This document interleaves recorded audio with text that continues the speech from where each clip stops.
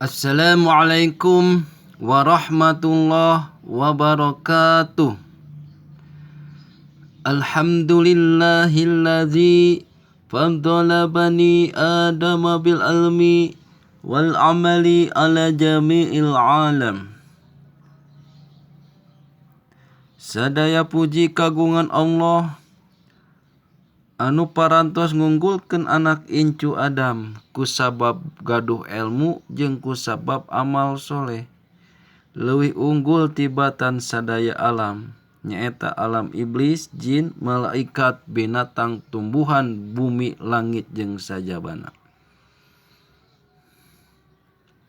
Al hadis talabul ilmi faridatun ala kulli muslimin wal muslimat.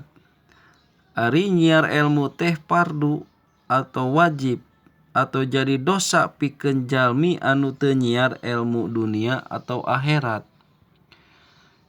Pikeun Islam lalaki anu takwa jeung pikeun Islam awewe anu takwa ti kawit lahir dugi ka maot.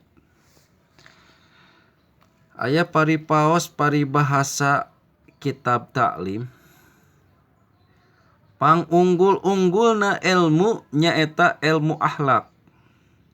Pangunggul-unggulna amal nyaeta ngajaga akhlak sae tina akhlak awon. Jalmi anu boga ilmu loba nyaeta boga hiji ilmu tapi loba ngamalkeunana dina kahirupan sapopoe.